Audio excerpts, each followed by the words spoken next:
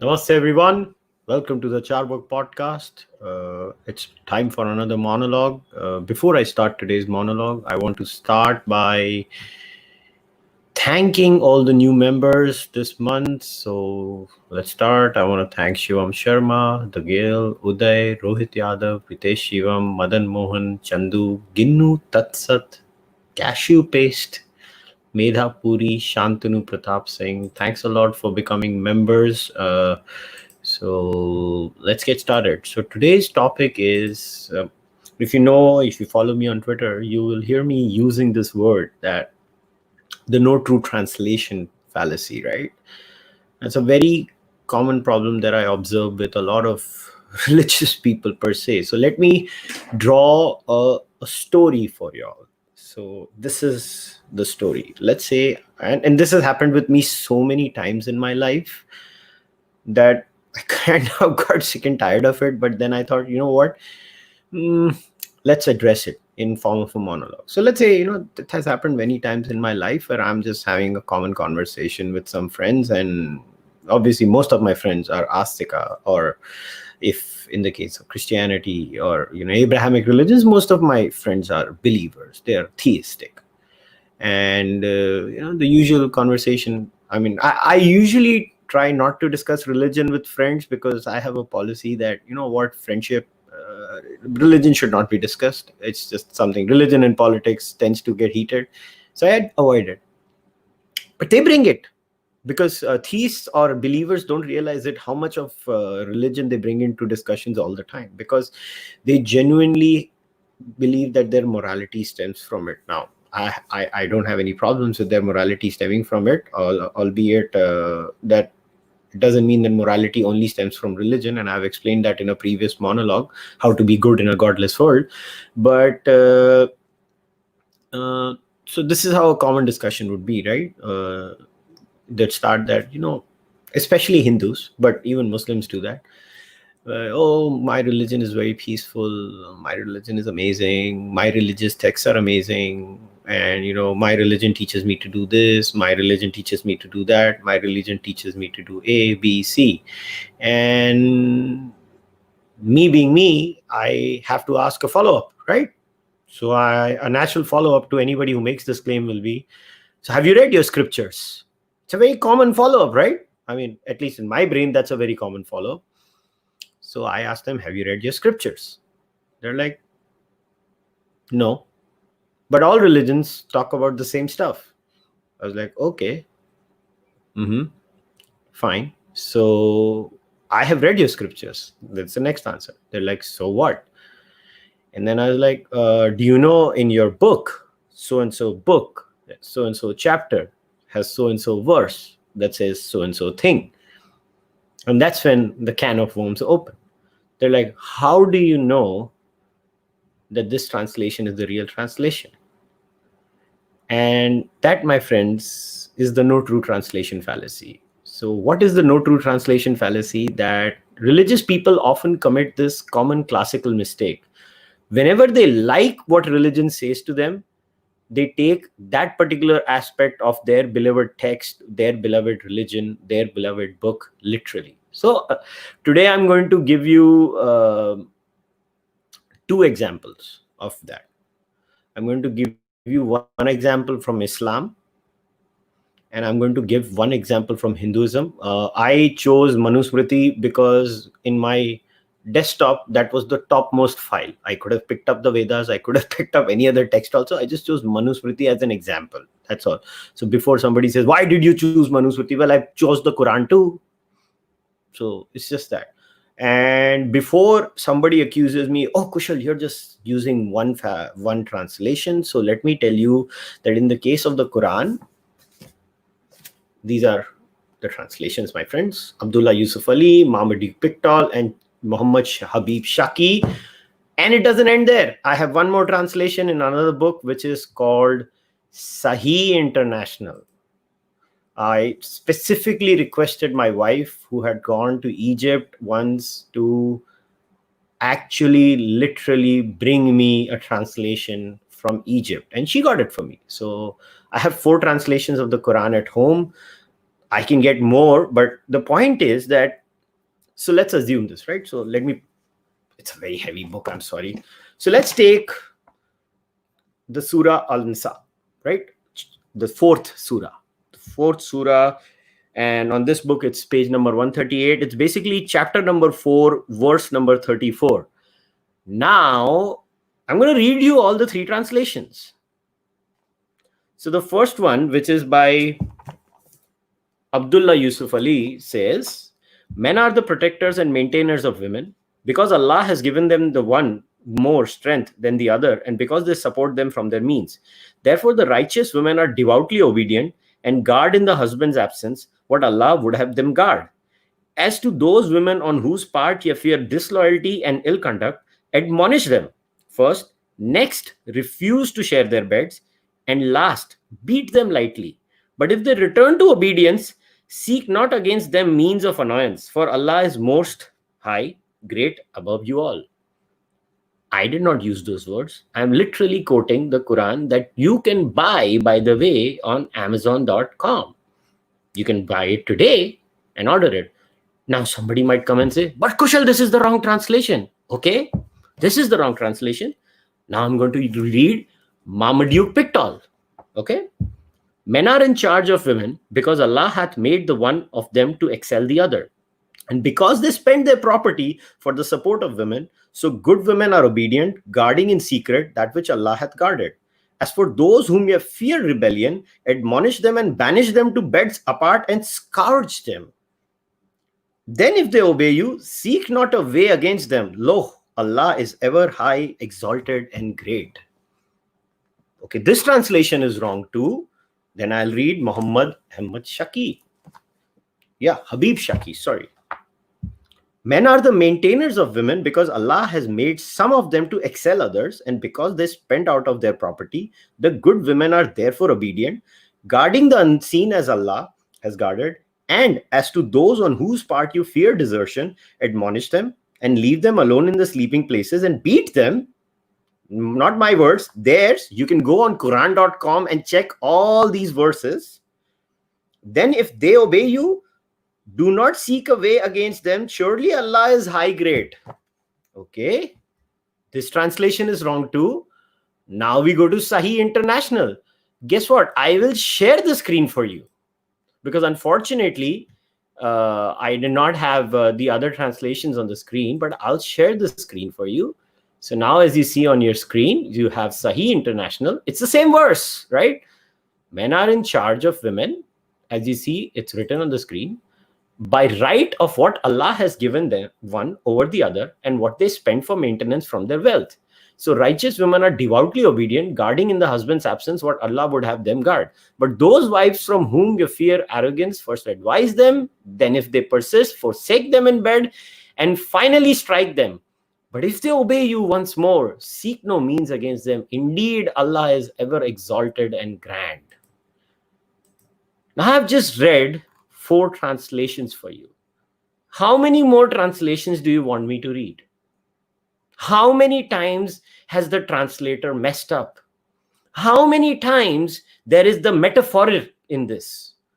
Now I'll tell you, this is metaphorical, but I'm a fair guy because I read the Quran chapter by chapter, verse by verse. I'll give you a good verse in the Quran. It's Surah Al-Kafirun, the disbelievers and atheists. This is a Meccan verse. There are just 6 verses here. But this is what the Quran says in that case. It says, O ye that reject faith, I worship not which ye worship, nor will ye worship that which I worship, and I will not worship that which ye have been wont to worship, nor will ye worship that which I worship. Hence, to you be your way, and to me mine. Seems pretty good, right? Okay, you worship your thing, I worship my thing, you go your way, I go my way. Another translation. Say, O disbelievers, I worship not that which ye worship, nor worship ye that which I worship, and I shall not worship that which ye worship, nor will ye worship that which I worship. Unto you your religion, and unto me my religion. Now we read the third translation. O ye unbelievers, I do not serve that which you serve, nor do you serve him whom I serve, nor am I going to serve that which you serve, nor are you going to serve him whom I serve. You shall have your religion and I shall have my religion. Yes, this is the Quran that says that. And when you have a discussion about conversion and stuff like that with Muslims, what do they say? They say this very verse. It's Surah Al-Kafirun. I'm not reading the Sahih International because you kind of get the gist. I mean, if you want, I can read Sahih International for you too. But the point is, when it comes to Surah Al-Kafirun, which is, I think, chapter 109, let me check. Yes, it's 109. That time it's a different thing. But when it comes to An-Nisa, then it's a different thing. Why? Why does the translation become perfect when it comes to Surah Al-Kafirun? But when the translation, you don't get the essence. There is a metaphor. It is not strike directly. It is used a toothpick. Why does it become good then and bad then? Why does it become suddenly metaphorical, suddenly literal? You can't have it both ways. Now, before you accuse me that, oh, Kushal, why only pick on Islam? You really think I was only going to pick on Islam? Let's go to the Manusmriti. And I did not pick one verse for the Manusmriti, and I'm not going to read you verses. I'm going to read you numbers, and I hope you guys take a pen and paper down. And I want you guys, and before you tell me, oh, Kushal, which translations of the Manusmriti, which ones do you want? Do you want me, because I have written them down on the screen, because I have so many translations in this case.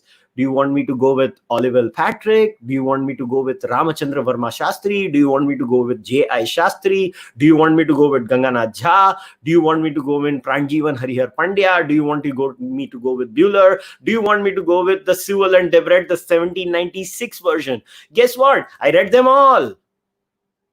I read each and every one of them, because I was sick and tired of people accusing me that I don't have the right translation. I freaking read 7 translations of the Manusmriti. And I can tell you, there are some decent verses, and boy, are there some atrocious verses. Well, let's have some fun.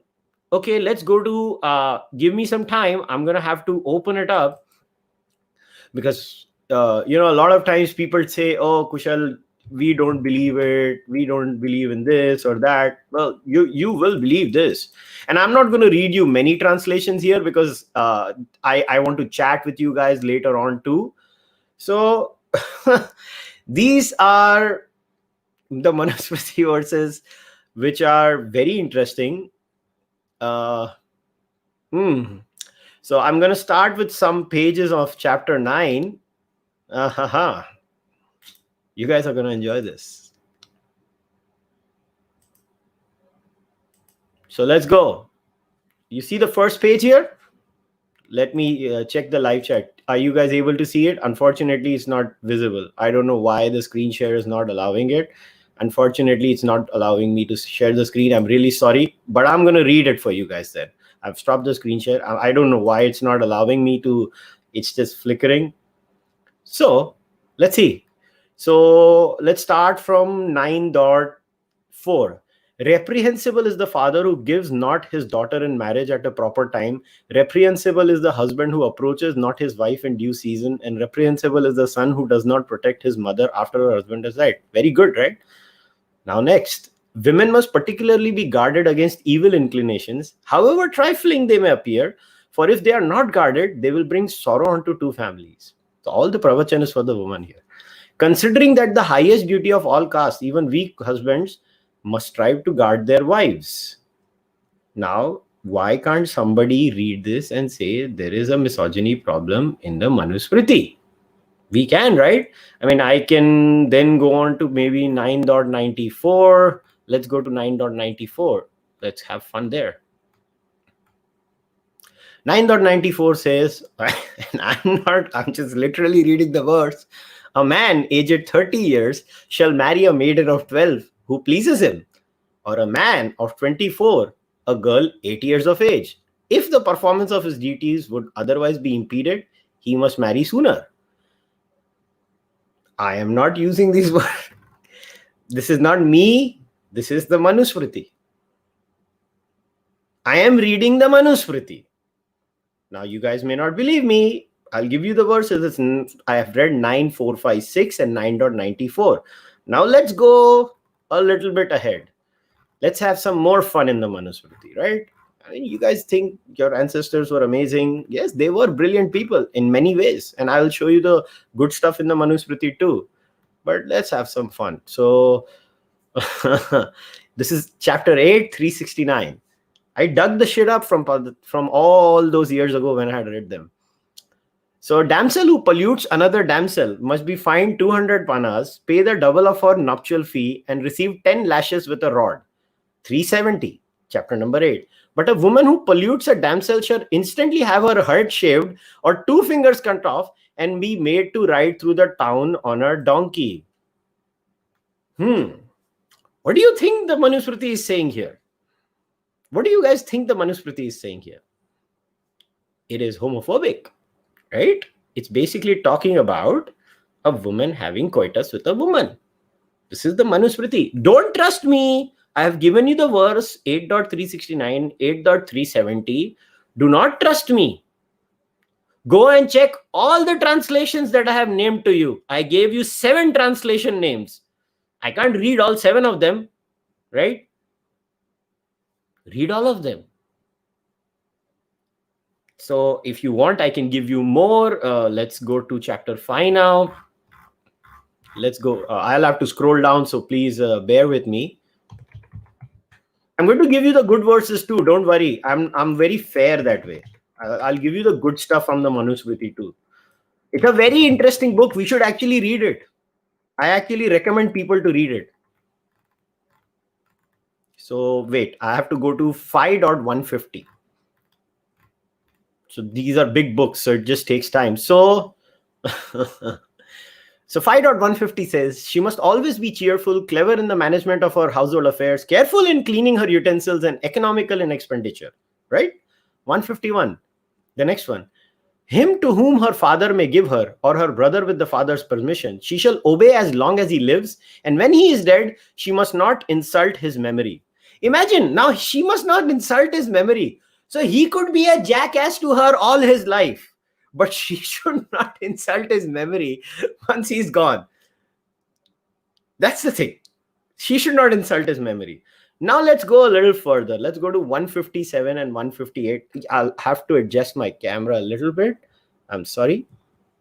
I'm because my screen otherwise does not let me the permission to read. Okay, so now he says, at her pleasure, let her emaciate her body by living on pure flowers, roots, and fruit, but she must never even mention the name of another man after her husband has died. Until death, let her be patient of hardships, self-controlled and chaste, and strive to fulfill that most excellent duty which is prescribed for wives who have one husband only. Now, as if this was not enough, let's go to another chapter. Let's see. Now let's go to 3. I should not be accused that I gave you only a few verses. I should be fair, right? I should give you many verses. So let's go to chapter number 3, verse number 240. Go to 240. Just give me a few seconds when I go to 240.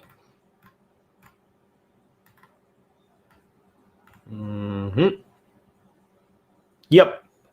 What any of these sees at a burnt oblation, at a solemn gift, at a dinner given to brahmanas, or at any rite in honor of the gods and maids that produces not the intended insult.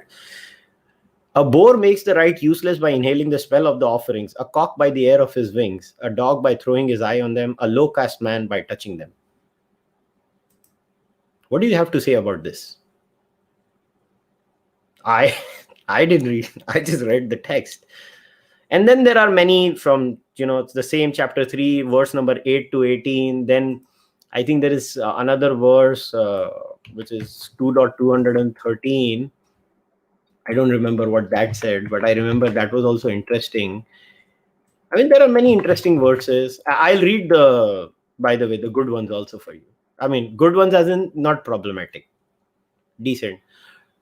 2.213 says, it is the nature of women to seduce men in this world. For that reason, the wise are never unguarded in the company of females. So to all my To all my women viewers and listeners, the Manusmriti said that. I did not. I apologize. Haath jod ke sorry. Okay? But I don't want to beat on the Manusmriti. I'll share some interesting verses too. I'll be fair because I'm a fair guy by nature. So let's go. I'll read some good verses too. I think they're interesting. I don't know if good or bad, but they're interesting. The least I can say. So from 109 to chapter 2, 109 to 115, at least I'll read till 114. So according to the sacred law, the following 10 persons, the teacher's son, one who desires to do service, one who imparts knowledge, one who is intent on following the law, one who is pure, a person connected by marriage or friendship, one who possesses mental ability, one who makes presents of money, one who is honest, and a relative must be instructed in the Veda. So it's actually very open. Many people can learn the Veda. It's a good thing. The Manu itself prescribes that multiple people can read the Veda. It is fluid that way. So let's give credit where it's due. Manu is open. And then 110. Unless one be asked, one must not explain anything to anybody, nor must one answer a person who asks improperly. Let a wise man, though he knows the answer, behave among men as if he were an idiot. 2.111. Of the two persons, him who illegally explains anything and him who illegally asks a question, one or both will die or incur the other's enmity. 2.112. Where merit and wealth are not obtained by teaching, nor at least due obedience, in such soil, sacred knowledge must not be sown, just as good seed must not be thrown on barren land. 2.113. Even in the times of dire distress, a teacher of the Vedas should rather die with his knowledge than sow it in barren soil. 2.114. Sacred learning approached a Brahmana and said to him, I am thy treasure, preserve me, deliver me not to a scorner, so preserved I shall become supremely strong. So what it's trying to say here is that teaching should be given to good students, not necessarily belonging to a particular set or group. That's a good thing. So I'm being honest here. Where the Manusmriti says something good and interesting, we should give them credit. So I think there was one more in chapter 5 which was interesting. I'm sorry because my page I have to go on searching, right? Because I'm in a digital copy, so it just takes some time here. I think it was 5.129 if I remember correctly, and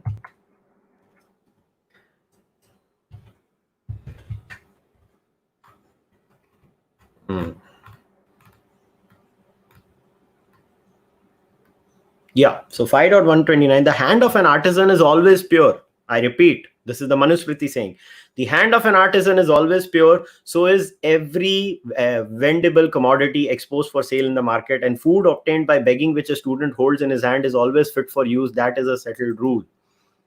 I repeat, the hand of an artisan is always pure. Who were the artisans in terms of hierarchy in society? This is Manu saying. This is Manu saying that. So this is chapter 5, verse 129. That's all I'm saying. This is also there in the Manusmriti. Something good. Then there is obviously chapter 8, 312, which is interesting. Chapter 8, 3.110, which is interesting. Then you have chapter 11.25, which is interesting. So I've just given you these texts as an example, and I wanted to read them as an example to explain to you that the standard error. By the way, Manusmriti even clarifies that it's not necessarily a birth-based system. It is complex. It is actually complex. It is not necessarily by birth all the time. There is the guna element in it too. You just have to read these books. That's all you have to do. You have to pick them and you'll see the rubbish in it and you'll see the good stuff in it. My whole point is that religious people are inconsistent. When you tell them or you show them a problematic verse, they say, oh, your translation is wrong. Then you tell them, okay, which is the right translation? You tell me which translation, according to you and your sampradaya or your guru or your so-called expertise, is the best translation. They never come back with that. They will never tell you which is the perfect translation.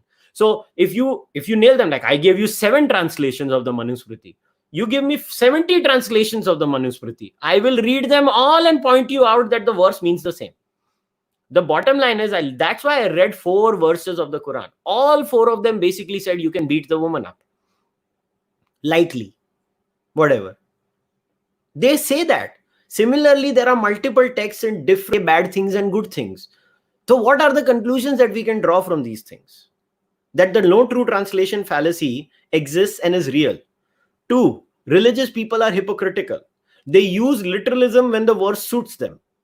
They will use literalism when it is Manusmriti 2:109 to 115. They will use literalism when it's Manusmriti 5.129. They will use Manusmriti when it's chapter 8:312, chapter 8:310, chapter 11:25, and chapter 8:28 to 40. They will become literalists then.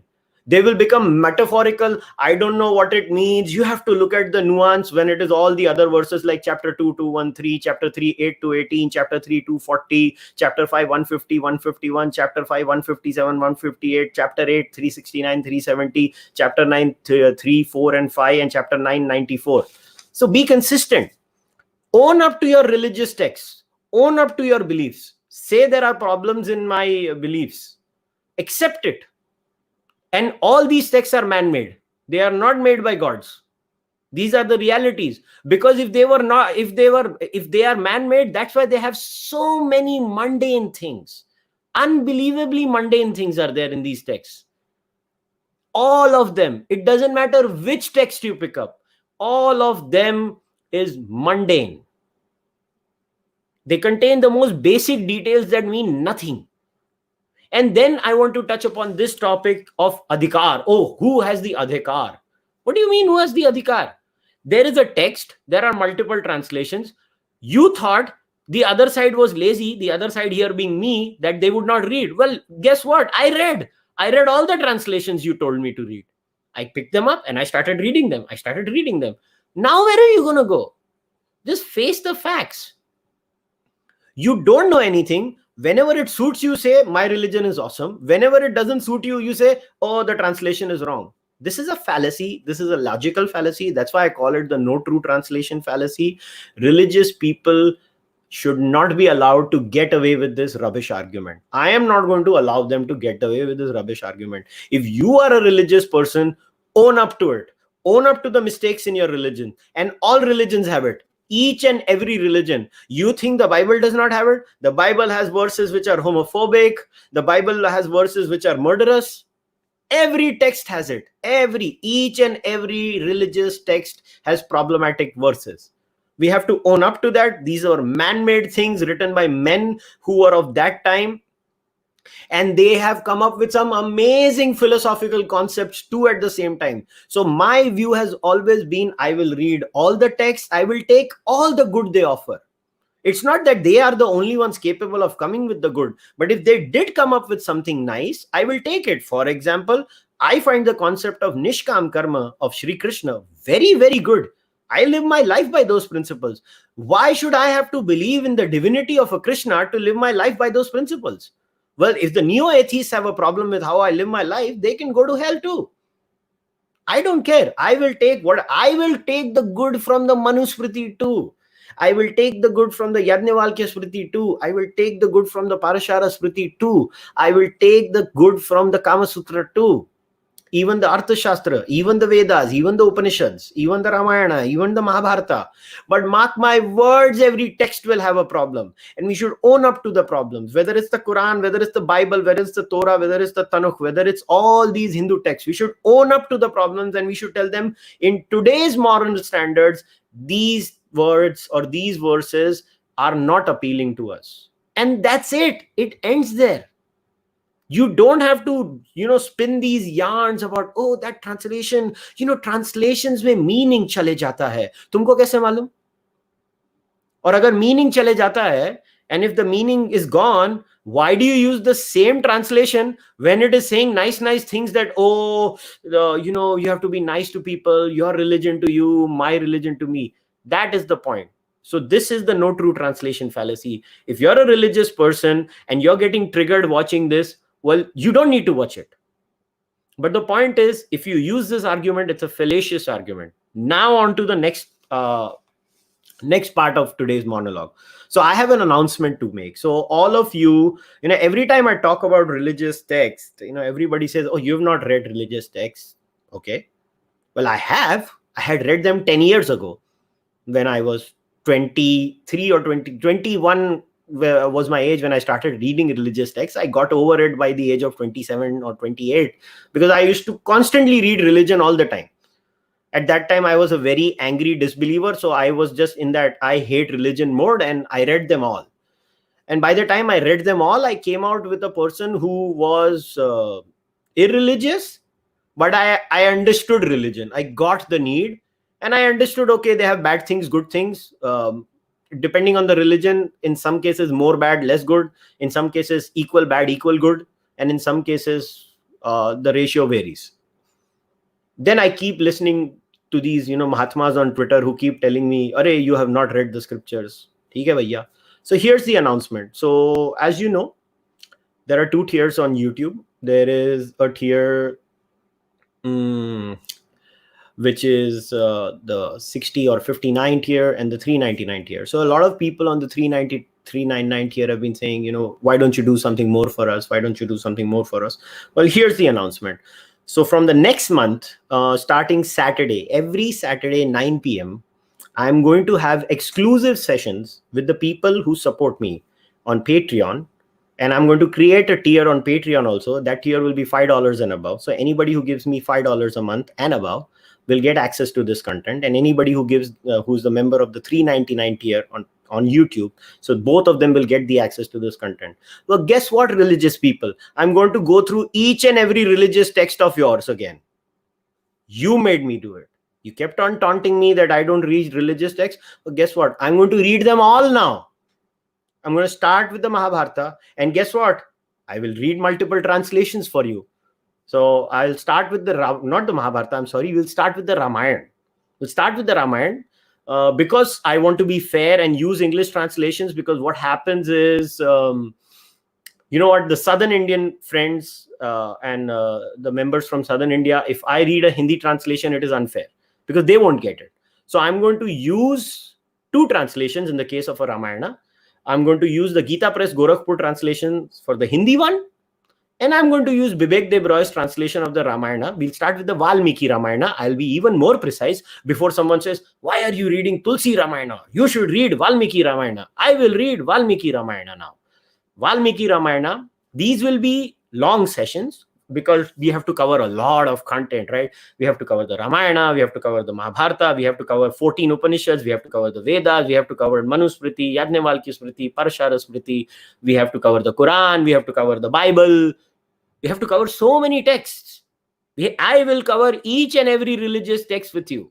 I will read them and I will read them with you. And let us have an open discussion about it. So we will start with the Ramayana. So the first session that we're going to be hosting is going to be 8th of August. On 8th of August, 9 p.m. Obviously, you'll have to become a member first. Once you become a member on the 399 tier, I will be sending a link over there. And a message will be sent to the Patreon members who give $5 and above. And then I will be hosting those sessions. If you are a member there on Patreon regularly, you know how I conduct my sessions. It's a very simple thing. I go live, I air my videos, and I read the text. I put the text on the screen too. Maybe I'm making things up. I will even share the screen of what I'm reading from. I will buy each and every book. I have bought most of them already. I have most of the translations ready with me. And guess what? I will go through every verse. And I want to add one more thing. I will not read the commentary.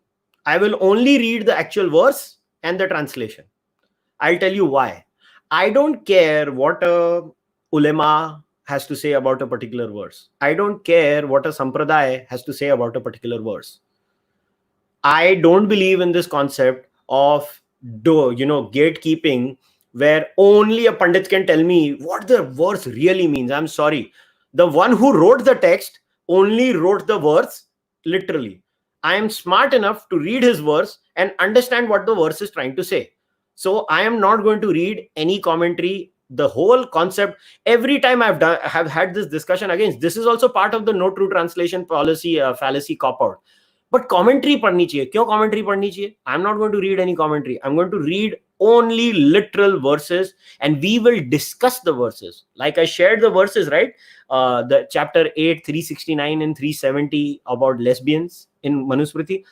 It's very simple. So this will be a session where I'll read chapter 8, 369, 370, and then I'll ask people on the live show, how do you feel about this? Do you think this is homophobic?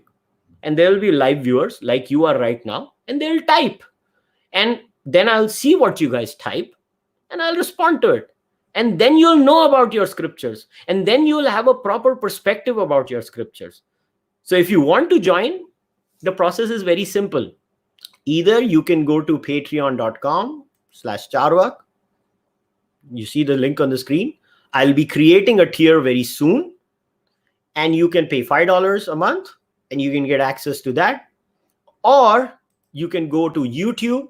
You can click on the join button, and on the join button, there is a speak with me tier. There is a seekers tier and a speak with me tier. The speak with me tier will get access to this. Now, if after this somebody says, Kushal, you have not read the religious text, then you're just blind. And honestly, if I would have not gotten these taunts all the time from the great Twitter Hindutva warriors that I don't read text, I would not even have bothered to do this. But then I'm not like anybody else. I know one thing. If you're good at something, never do it for free. So I'm not going to do it for free. I have spent thousands of rupees on buying this book. These are expensive books, and I bought them over the years. I'm not doing anything for free. I'm going to spend hours rereading them again. I'm going to do so much effort. So yeah, you're free to join it. If you don't join it, you don't join it. Many people are going to join it. I know that because I was messaged privately by some members of YouTube and Patreon that, Kushal, let's start discussing our religion too. And I'm going to start with focusing on Hinduism. I'm not going to focus on Islam because my focus is Hinduism. I'm going to discuss all texts of Hinduism. We go do a deep dive in Hinduism. It's going to take a year or 2 or maybe 3 years to complete all these texts of Hinduism. But I assure you, I will not leave Islam either. I will go after Islam. I will go after Christianity. I will discuss them too. But yeah, next time someone says he's not read the text or they use this fallacy, always remember to tell them it is a no true translation fallacy. Anyways, thanks a lot. Now I'm going to look at the super chats first, if there are super chats. And then I will look at your other questions. As always, I reserve the right of answering what I want to answer.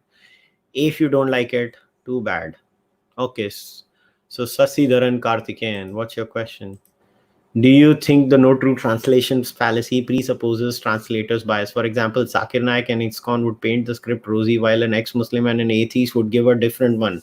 So I knew this question would come. Well, here's my answer, Sasidharan. There are certain norms that are set, right? So it's very simple. You have a skin in the game rule, right? You take the translation of the one who has skin in the game.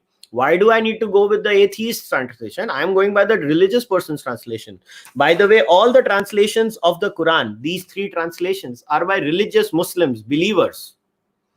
So either you're telling me that the believers got it wrong, that they don't even know their own religion.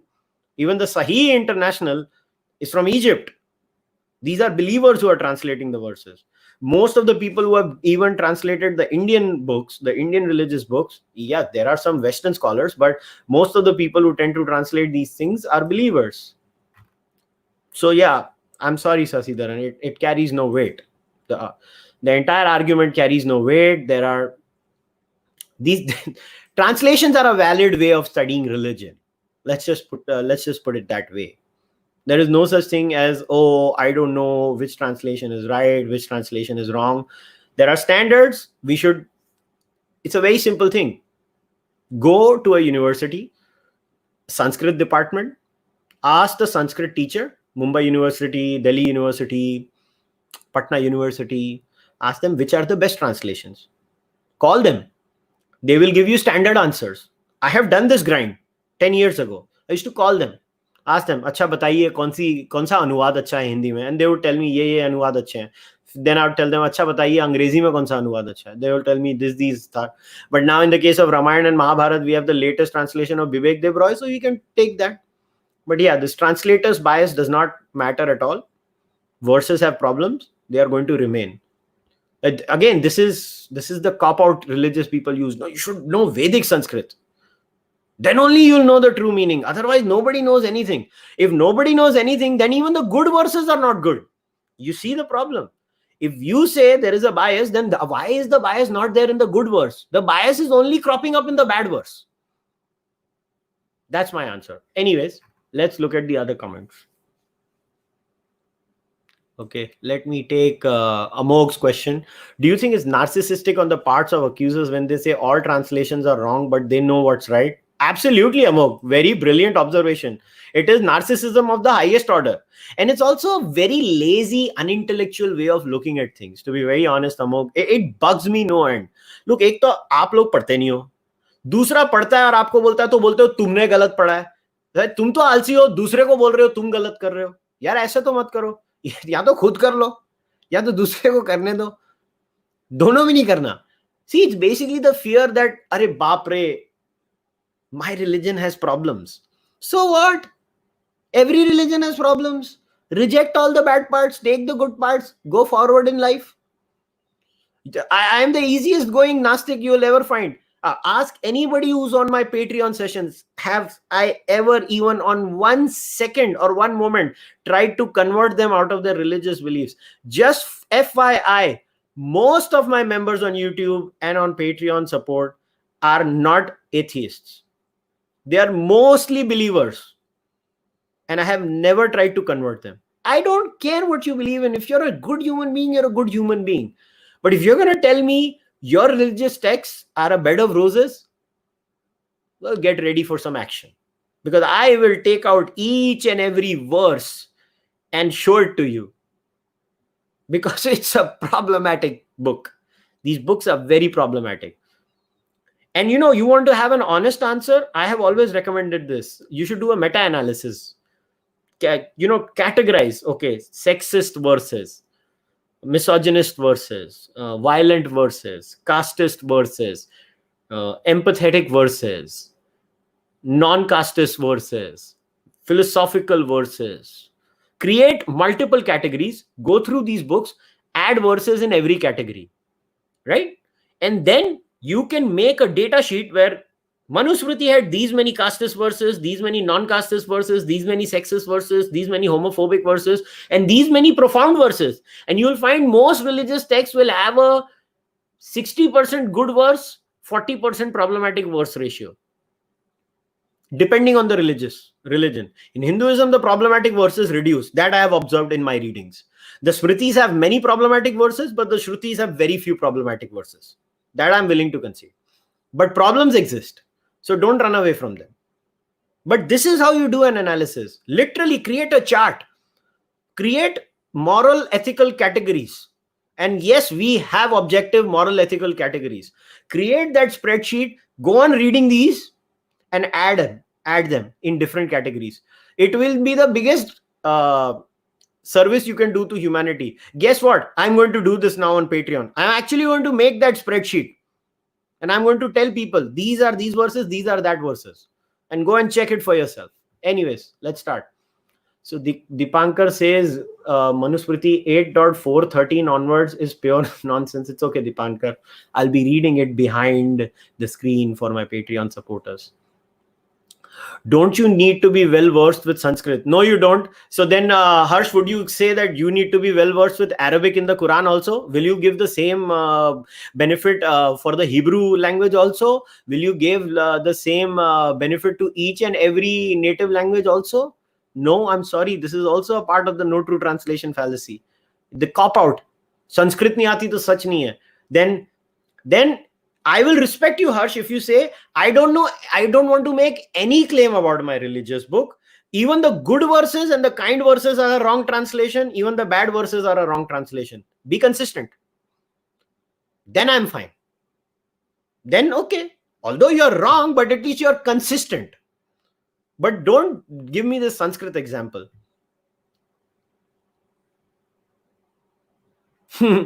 Atheists in US, Dawkins, Sam, and others said that the best thing to happen for atheists is the translation of the Bible into English.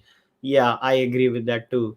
So I used to believe back in time that Brits modifies our scriptures to make our religion look bad. Do you think this could be a major reason behind disbelief in available translations? Yaar, aisa hai. I have given you, in the case of the Manusmriti, I have given you Pranjivan Harihar Pandya, Ganganath Jha, J.I. Shastri, Ramchandra Verma Shastri. These are 4 Indian names. I mean, I can give you even more names if you want. There are many Indian translations. There are vernacular and regional language translations too. It's chhod do. It's not any case. Did the British have some bad translations? Could be. Take all your new translations. All the problem is nobody wants to address the biggest elephant in the room. All translations have these same verses and problems. That's the problem. Other than Arya Samaj, who basically turned the whole thing on its head. Arya Samaj basically made everything into new form, buga buga. By the way, I come from an Arya Samaji family, so I can tell you with confidence because I have read their translations also. But they reject the Smritis anyway, so they only did the buga buga for the Vedas. They changed the whole translation completely. It's like you read 3 translations and then you read Arya Samaj. Like, what?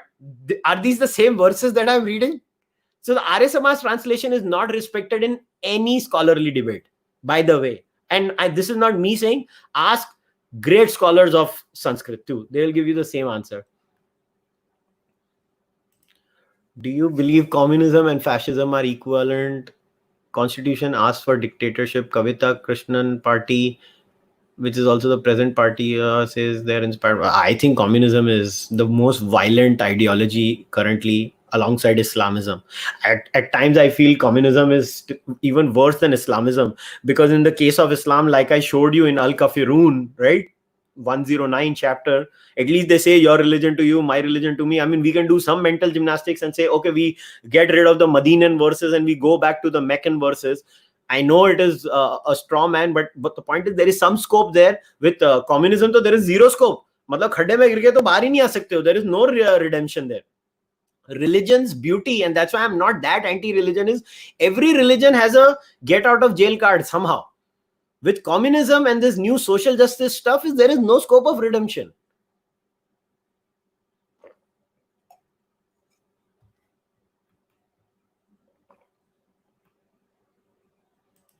Hi Kushal, I'm curious to know whether you found any sections within Cārvāka texts you found to be problematic. Hell yeah.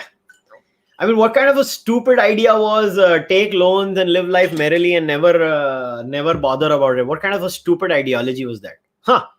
Take loans and don't pay them back. That's such an immoral thing to say. You take loans, you grow, and you make that money and you pay it back. That's what an honest person would say. There, I even said bad things about Cārvākas. Okay, Nimish, most Brahmins are simply Sanskrit language expert who have memorized the text, but they aren't good scholars. Yet they'll claim adhikara over anything and everything. ये क्या है भाई?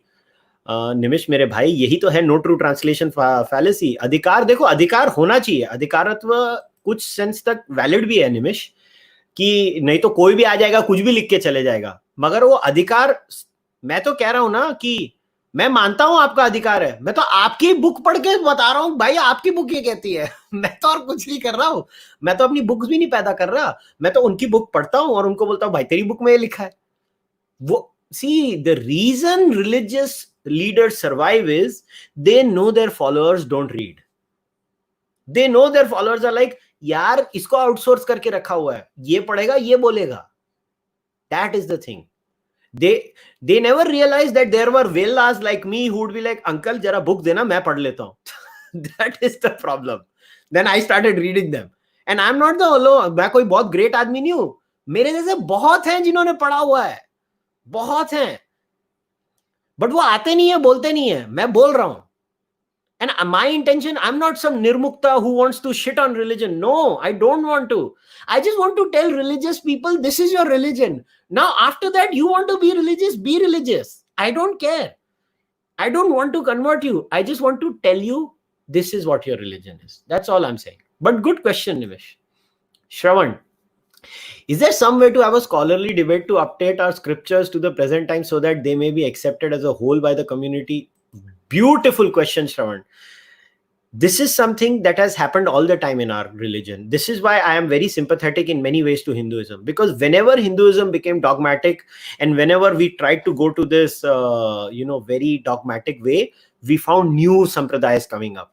We found new sects coming up. The Bhakti movement is full of stories of, lower caste people becoming Hindus and becoming huge saints. This is the beauty of our society. The society that accepts people like me, who are Nirishwarvadis, who are Nastics, who do not believe in any of these things. No karma is true, no reincarnation is true. I openly say that. But they still accept me. So there is hope in our society. What we have done right now, Shravan, unfortunately, is that we have cornered these things and we don't want to address them. We should address them head on. We should get rid of them. I don't see burning the Manusmriti the solution. I see reading the Manusmriti and accepting what's good and accepting what's bad as a solution. See, virtue signaling करनी है तो मनुस्मृति को आग लगा दो. मुझे नहीं आग लगानी. पहली बात बुक है, बुक को क्यों आग लगानी भैया? मैं नहीं मानता उसमें. मैं तो कुरान को भी नहीं लगाऊं, मैं तो बाइबल को भी नहीं लगाऊं. मुझे नहीं अच्छा लगता, वो मेरे संस्कार नहीं है. But the point is, we should read these books. That's all I'm saying. We should read them and have good discussions about them. It seems that number 370 is always the culprit.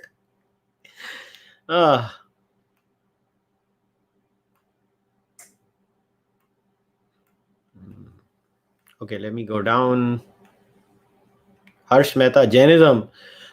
Harsh, Jainism believes in a flat earth. So I'm giving you some information. Now go and read.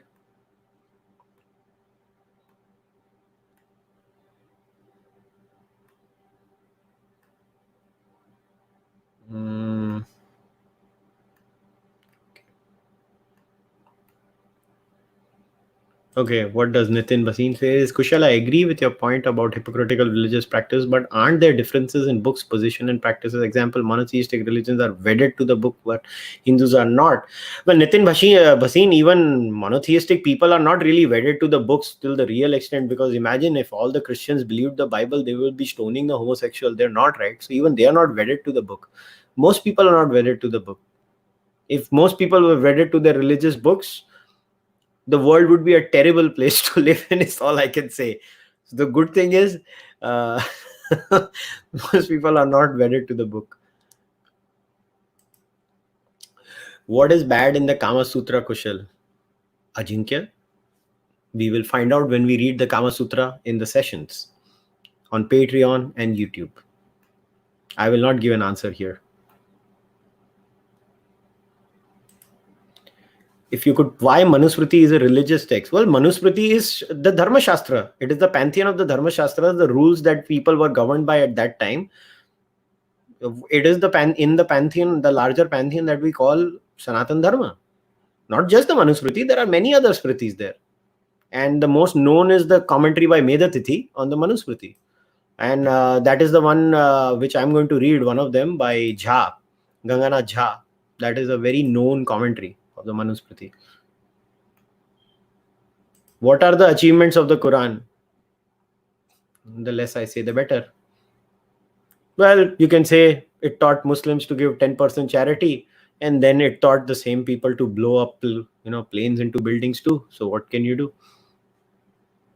These are medieval books, man. They have bad things, they have good things. Okay. Manusmriti has been considered to be changed in the medieval period. That means there are many inclusions. This was said by Kulluka Bhatta commentary in Kolkata. Yes. So ek kaam karo. Tell me what those interpolations are, and I will remove all of them. And then I'll read them. The onus is on you. I know there are interpolations. But the point is, nobody wants to say which the interpolations are. Interpolations hai na? Batao kaun se hain? So you know what they're going to do? When they say interpolations, all the bad verses from the Manusmriti will be taken out conveniently. All the good verses from the Manusmriti will be kept conveniently. And they'll be like, these were the interpolations, these were not the interpolations. Okay. There is a genuine case of interpolations, by the way. That I am willing to accept. But I'm going to go by the scholarly version, not the cop-out version where I remove all the bad verses and I conveniently keep all the good verses like a good boy. That's not.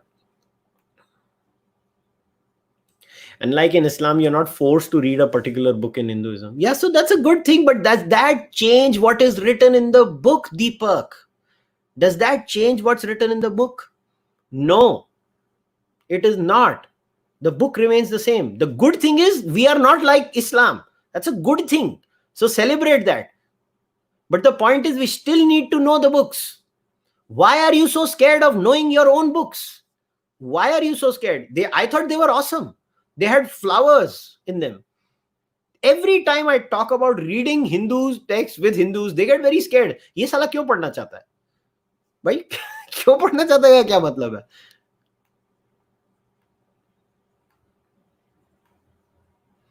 Let's go down now.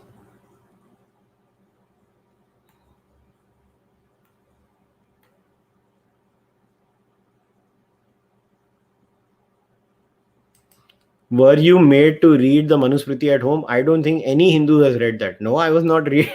Even my parents are surprised. Why the hell am I reading these things?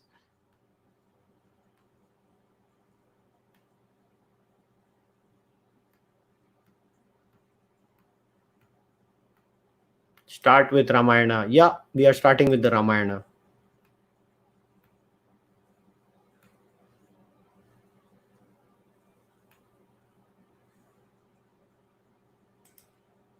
Yeah, Bhandarkar ka Mahabharat is the most recommended one. Kangle ka Arthashastra is the most recommended one. I have them.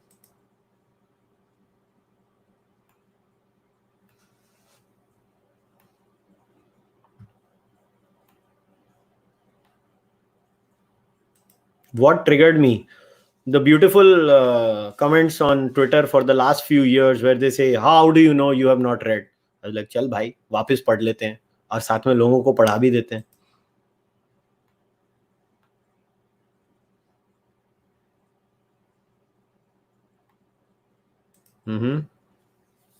There is a verse in the Mahabharata which goes in saying, except logical, I don't think so, it was logical. I'm assuming it's logical words from even a child or a parrot, and reject illogical even from a wise person or God.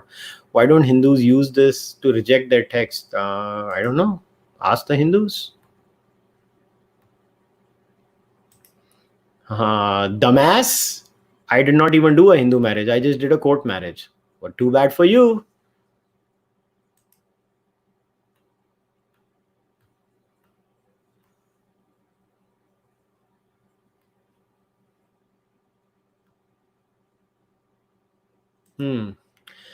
I hate the fake people who take the agency of Hinduism. They do not understand Hinduism believes in the concept of different schools of thoughts and that it evolves from time to time. हाँ तो ठीक है. I am just reading different texts. I don't get it. It's the same thing people keep on saying again and again. Doesn't change the reality that these texts are part of the Hindu pantheon and we should know them. That's all I am saying.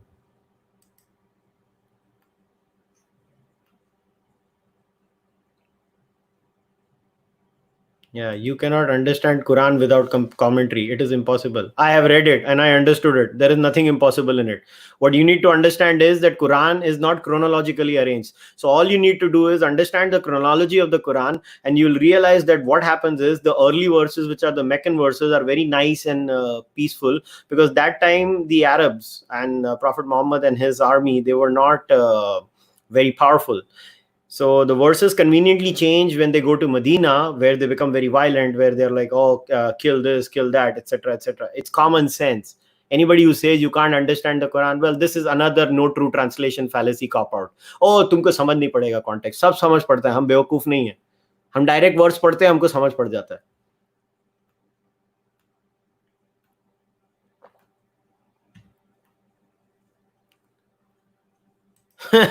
How does it feel to wear two masks with a face shield? It feels terrible.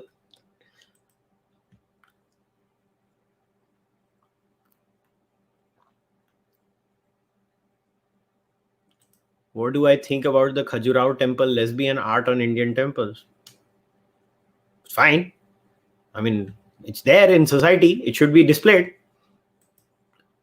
Homosexuality is part of our culture and part of our life. It's a reality, no matter how much we try to deny it.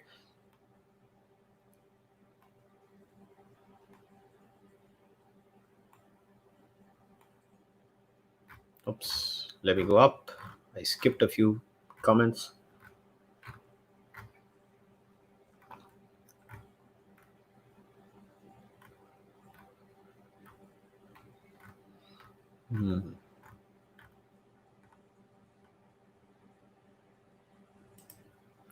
What's your opinion on the translation of Hindu scriptures by Devdutt Patnaik? Bad. There are bad translations. No scholar accepts them. Not even a single scholar accepts any translation by Devdutt Patnaik. Pratik, do you see any major difference between Indic religions and the Abrahamic ones? Not in a good, bad way, but more of an idea of heaven. And well, there are so many differences between Indic religions and the Abrahamic ones. The history centrism in the Abrahamic religions is so weird. Like, if Jesus and Prophet Muhammad are not real historical figures, the entire edifice of those religions basically collapses. Like, if Jesus is not real, what the hell? Then the original sin is not real. Then the entire story is not real. Not just the original sin, but the resurrection and all that stuff, and Jesus will pay for your sins and all that connection. It just collapses. I mean, Jordan Peterson is not the norm of Christianity. He's just trying to go, oh, it is all metaphorical. And no. Jordan Peterson is not the norm. Most Christians don't agree with Jordan Peterson. They actually have a huge problem with Jordan Peterson. Same with Quran. Hinduism, the beauty is, let's say Ram is not real. Let's say Krishna is not real. It just doesn't matter if Buddha is real, Krishna is real, Ram is real, Mahavira is real. It just doesn't matter for a Hindu or a Buddhist or a Jaina. It just doesn't matter. So this is a fundamental difference between us and them. The other is tolerance versus mutual respect. We say mutual respect. They say tolerance. Why? Because they are exclusivists. We're not. We are not exclusivists by nature. So there are definite differences between us and them. Definitely.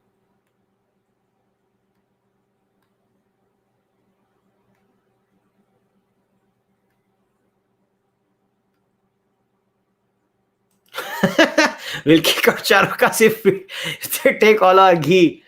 I think ghee is good for health. वैसे. Do I recommend Devdutt Patnaik? I do not recommend Devdutt Patnaik.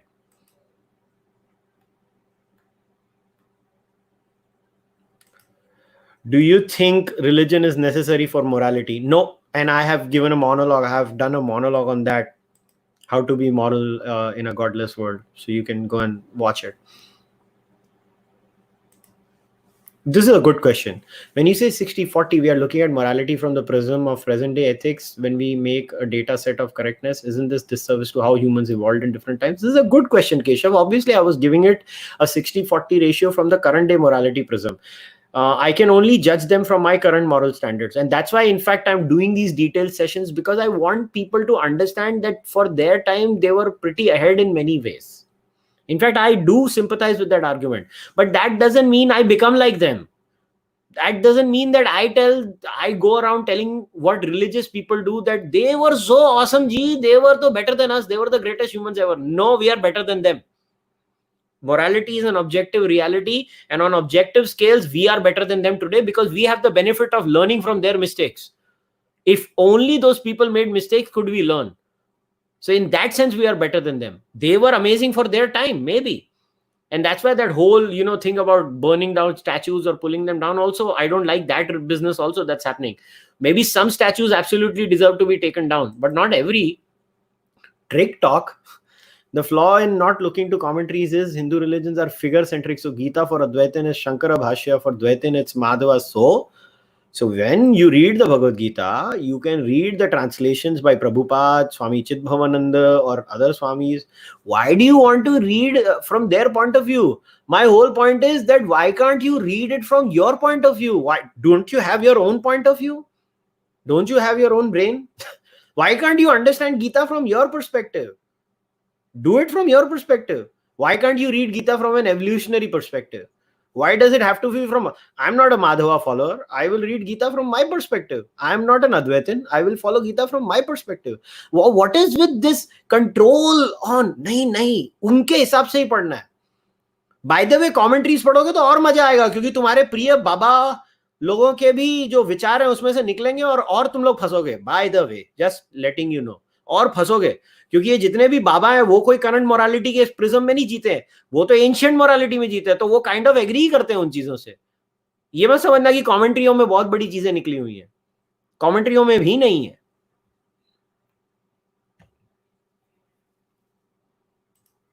This is a good point. I can't blame my ancestors for thinking homosexuality was bad. They didn't have the knowledge we have now. It is like saying Newton was bad because he did not know about relativity. Okay, tell me why did they not know it is bad? Why? What is your point? I mean, let me tell you, 100 years down the line, humans 100 years down the line will be like, I can't believe it. These people were killing animals and eating them.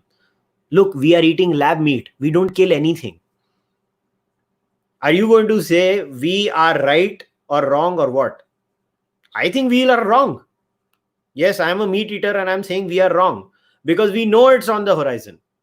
And yes, that's how morality works. There is a worst possible outcome from the first human to the last human. Will you give this logic that pedophilia is right for ancient humans? Will you say, we know pedophilia is wrong right now? They did not know. So pedophilia is good for them. Will you give that defense in the case of pedophilia like you are for homosexuality? This is the problem.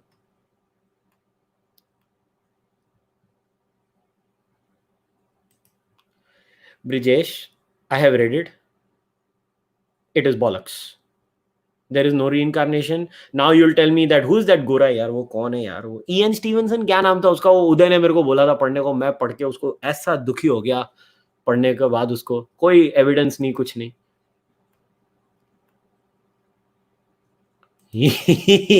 Why do you think Arya Samajis get shit on by so much mainstream Hindutvavadis on Twitter? In some sense, they are contributing to the evolution of Hinduism. No, I totally agree with you.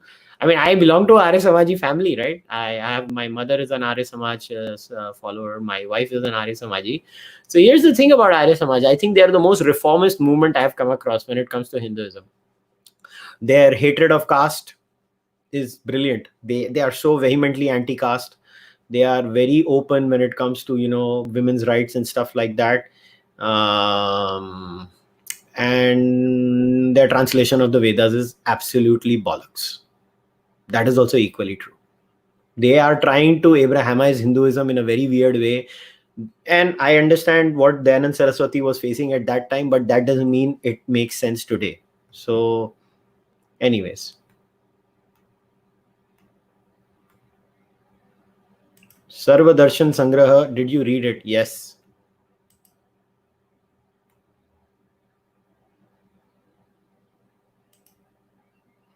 Yeah. Well, the Narada Smriti has some colorful things, is all I can say.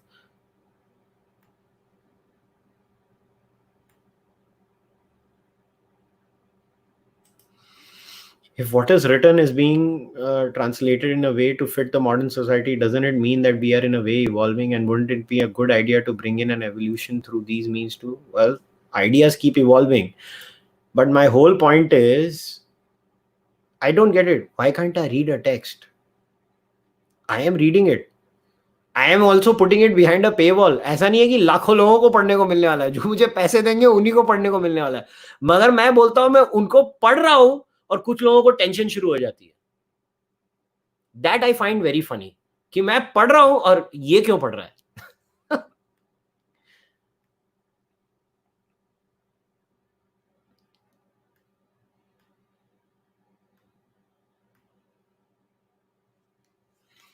Of all the Western scholars, who do you think has the best scholarly expertise on religions? This is such a weird question because different scholars have different expertise. There are Christian religion scholars, there are Judaism scholars, there are some scholars on Hinduism. There are different. I mean, I can't give one answer.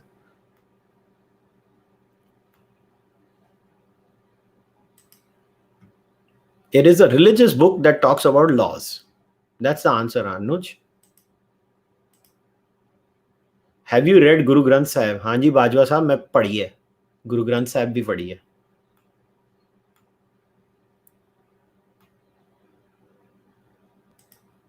What do you think about Harsh getting flack for calling Ashish a rank casteist? Man, I don't want to comment on this. It is between them. That's all I can say. Why do I have to comment on what people are doing? Can you suggest a good book on Cārvāka? Bhai, I have given this suggestion many times. I can't give it again and again. Yes, I'm doing the Kama Sutra too. You can join it.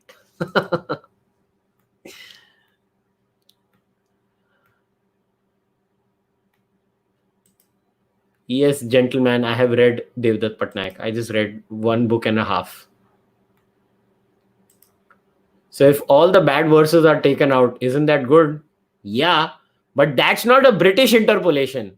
Then say we are taking out the bad verses. My answer was in the context of, is it a British interpolation? All I said was, the British interpolation will be used and all the bad verses will be taken out. I don't mind the bad verses going.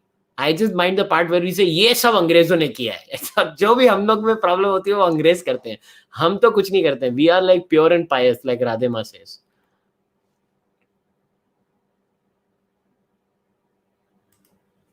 Do agree to some extent about commentaries, as the translation itself should capture the basics while the commentary should at best expand upon it. Look, the translations want to tell you what the real author of that book wants to say. The commentaries are the translator's understanding of what the author wants to say. I want to know what the author wants to say. I don't care what the commentary is. I don't want to read the commentary. The commentary influences me and biases me. I want to form my own opinion, and then after I form my own opinion, maybe I can go back to the commentary and see, okay, what does the Baba say? That's my view.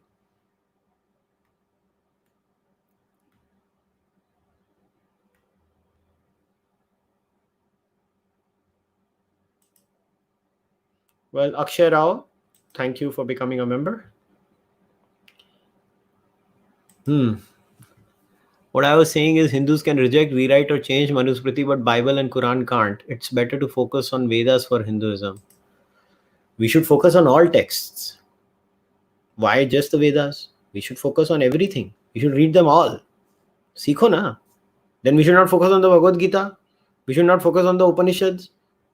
Why? The Bodhayana Shrota Sutras और the Puranas. और जब अच्छी चीजें उसमें से निकाल के पेल के जो देते हो तभी वो कन्वीनियंट हो जाता है. तो फिर वो भी करना बंद कर दो तो ठीक है, उनको रिड्यूस कर दो, इब्राहिमाइज कर दो, हिंदुइज्म को बना दो वैसा.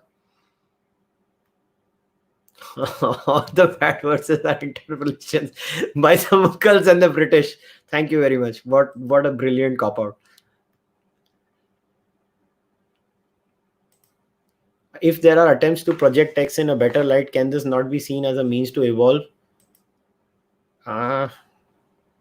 Yeah, maybe. It could be, but you're lying. That's also there. But sometimes lies can help. But I'm not stopping religious people from lying. But here's the thing, religious people are the ones translating these texts. It's not like atheists are going around, okay, let me translate these texts. Let me translate these texts. Religious people translate the text and they write all those things in those texts. What do you want me to do, man?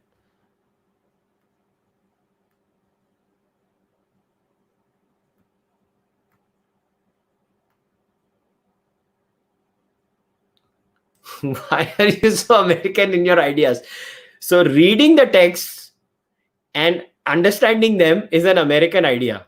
Okay, this is something new.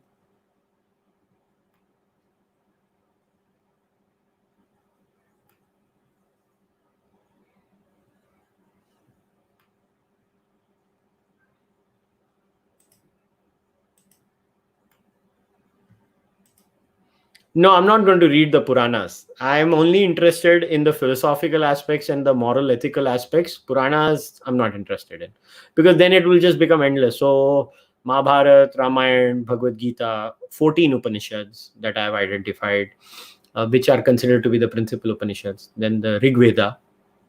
I'm not going to read the other Vedas because, trust me, it has the most mundane things in them. I have read them. I mean, if the patrons and the YouTube supporters will be like, "Nahi, Kushal, let's go through them also," I will go through them with them. But I think the Rig Veda should be the focus. Also, why I want to go through the Rig Veda is because right now on Patreon we are discussing the Aryan invasion, right? So we can have a dual perspective, especially for the Patreon supporters. Like they have gone through so many books, and then we will read the Rig Veda, so that will also help them in understanding. The Rig Veda says this, and this is the Aryan invasion claim, so it doesn't match. So I'm just focusing on that in that sense. I'm looking at multiple uses. I'll go through the books as and when I want to. It's not like I'm going to finish them in 2020. Today, what I'm announcing is going to go on till 2022, 2023. When I get into things, I look at 3-year plans. This is a 3-year plan that I'm planning.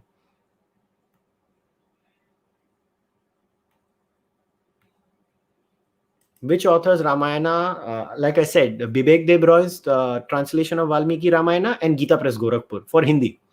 Hindi, I'm relying on Gita Press Gorakhpur. I know Hindi and English. So we are going to rely on that. Corona testing is 5 lakhs per day. I want it to be 10 lakhs per day.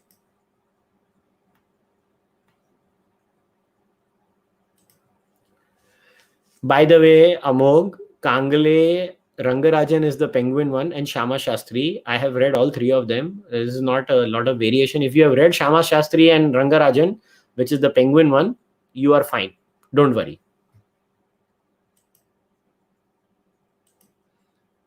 I have not read Kalidasa in detail. I have read it here and there. I only read religious texts. I don't read Natya Shastra and all those things.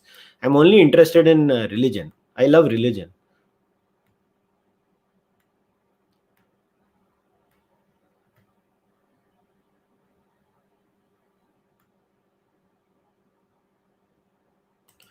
Can I extend my Patreon sessions to the YouTube members as well? Well, I'm creating something for both now. So you guys will have this, right? Aditya, do you think we were a capitalist society back in 1080 till 1600 when we accounted for a quarter of the world GDP? No, I don't think so. We were not capitalists. Nobody was capitalist. I mean, you have to understand, yes, we had the quarter of the world GDP, but the income distribution at that time was horrendous. My thoughts on Adi Shankara and Vedanta movement. It's an interesting movement. It has some very interesting philosophical thoughts. Like the Brahma Sutra Bhashya is a very interesting text.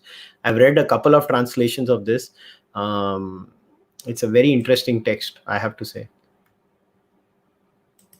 Will I do darshanas? Madhuri, right now, my intention is not touching the darshanas. I want to first go with the Ramayana, Mahabharata, Smritis, Arthashastra, Kama Sutra, Rig Ved. Then if I get the time, I might do the Upanishads and the Darshanas. I'm going to go like this because philosophy is a very heavy thing. ये मतलब होंगे Pongo का काम नहीं होता है. So philosophy we will do at a later stage.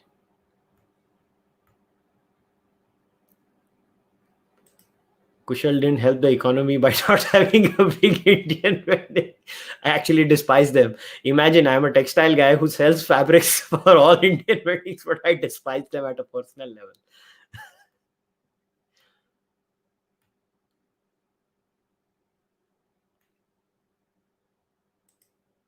But I know Meccan verses come before Medina, and that's what I'm saying. So that's why they have this abrogation logic, right? So how do Islamic scholars cancel the Meccan verses and accept the Medinan verses? By abrogation. They say the Medinan verses are the newer ones have more value.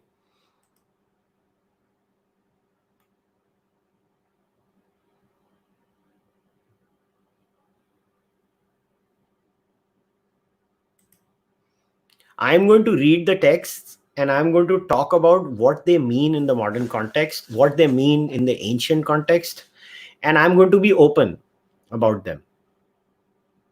My aim is that I don't want you to know what I think about it. I want to create an atmosphere where we have a group think about it, where we have different views, and I just want you to have different angles. See, what I do in my discussions is I give you different angles.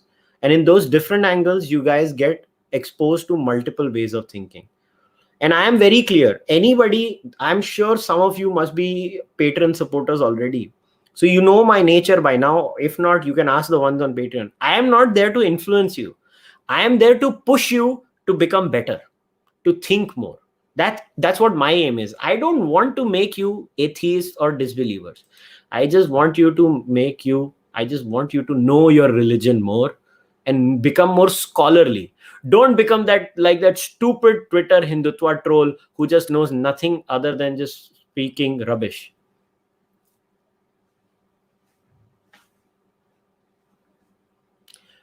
What Krishna thought was so Trick Talk says what Krishna thought is irrelevant for many. It was vassal of philosophy by acharyas. People subscribe to Shankara, not Krishna. Many people subscribe to Krishna, not Shankara. What are you going to do then?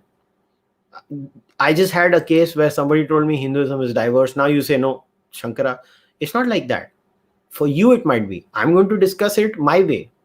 I'm not forcing you to accept it. Okay, thank you, Aditya. No comment, but a pat on your back for the great work and on mine for listening to this. Thank you. And you can pat yourself too. What are my thoughts on Swami Dayanand Saraswati? He is a great Indian thinker, a reformer, a man far ahead of his times, and did great service to Sanatan Dharma.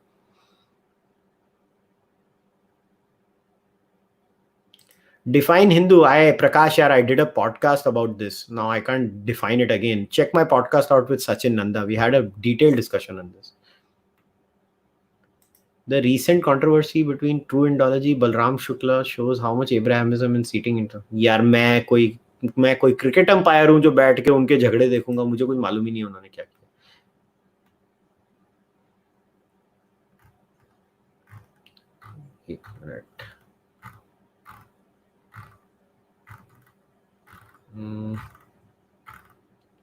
I'm skipping a few comments in between. Shouldn't we be changing these scripts? Very good question. How do we do it? Who would have an authority on this? Very good question, Abhijit. Society, see, you just think like this, Abhijit. There was a time when endogamy was so big that people were not getting to worship, and then suddenly Bhakti movement came. Who gave them, the Bhakti movement, the authority?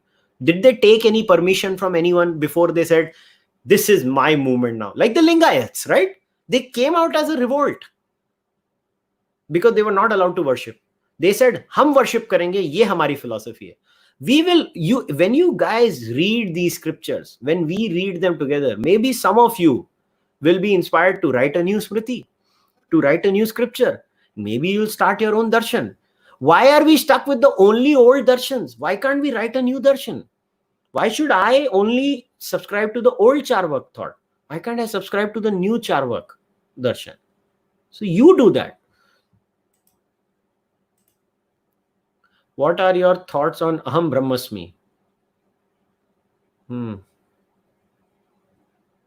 I don't think there is a Brahman. So I am just a collection of cells, Saidat. That's all. If you want to say Brahma is a collection of cells, then I'm fine. Aham Brahmasmi. Do you think you have the appropriate Vedic face to discuss this book? No, I don't. I 1,000 apologies. और तुम्हारी कोई super chat नहीं है यार? मेरे को कोई super chat नहीं है. ये चॉइंक क्विम्प कौन सी सुपर चैट की बात कर रहे हो यार? I don't see any super chats mentioned here. तुम यार वो शाम के वहां पे भी तुम मुंडू बना रहे थे, यहाँ पे भी वही कर रहे हो. एक minute, let me check. Oh sorry. Oh yeah, I did skip it. I apologize. But it didn't come up on my screen. This is very weird. Krishna's logic behind Draupadi marriage against MS. I mean, what? I don't get your question. I can't answer it. It's a very inaccurate question. I'm not able to understand it. आप एक काम करो, वापस लिखो नीचे. उसको elaborate करो. You're welcome. And don't ask me to write more book recommendations. I can't. I have like 400, 500 books. I'm just tired. मेरे को जो 100 लिखनी थी मैंने लिख के छोड़ दी.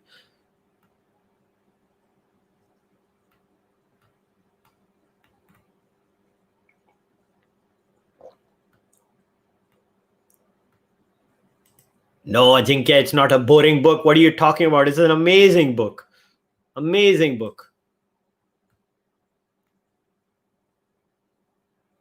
I don't agree with you. Kama Sutra is an amazing book. I don't even have problems with the Manusmriti. I think it has some interesting thoughts in that too. I don't know. My brain functions differently. I try to take the best in everything, even if it has so much garbage. That's how literally my brain functions. I'll try to take the good from the Quran also. Yeah, you can judge me all you want. If modern day sadhus go around in 5-star lifestyle, do they have the moral authority to pontificate? It depends, Anita, what they are preaching. If the modern day sadhus is moving around in 5 stars and telling you become a pauper, then he has no right. But if he says main bhi badhiya, tum bhi badhiya, let us all party together, then I think that's not a problem. I think I like those kinds of sadhus who says, we can all party together. I like that kind of a sadhu.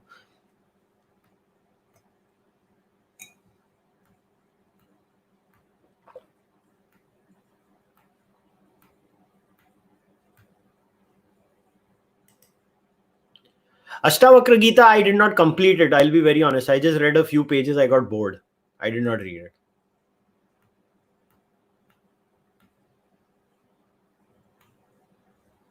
it.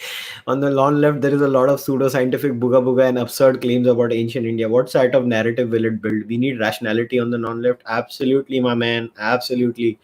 It is a load of rubbish that these people peddle. What do I do? I'm sick and tired of it myself. What do I do, man?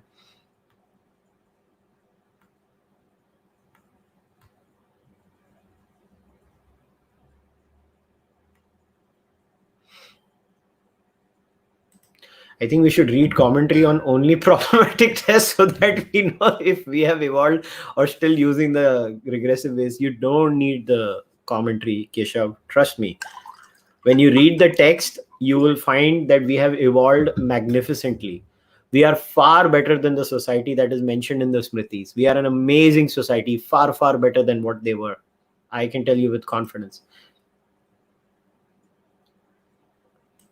As a paid YouTube member, can I access your Patreon sessions? The ones where you would be if you are on the 399 tier, the speak with me tier, you'll get all these religious book sessions, not the other sessions which are about the other books that I'm discussing. Those you don't get it. Indic गणित का philosophy से क्या relation है? अनाम, आपका मुझे प्रश्न नहीं समझ पड़ा. As in what part of philosophy? Like गणित का आप वो केरला स्कूल ऑफ मैथमेटिक्स की बात कर रहे हो कि आप आर्य भट्ट की बात कर रहे हो? आप स्पेसिफिक प्रश्न पूछो. एक काम करेंगे अनाम, I know you are going to be on the ask me anything, which by the way, I'll have a AMA either tomorrow or day after. Actually, you know what? Let me decide it right now. Let me check my calendar. I have to record one offline podcast which will be released next month. So मैं just उसकी date देख लेता हूँ. 29th को है वो. तो एक काम करते हैं. I shall chat with the Patreon 399 members tomorrow at 9 p.m. तो मैं आपका एक काम करता हूँ, आपका प्रश्न वहां पे डिस्कस कर लेंगे, क्योंकि I know you are there in that session.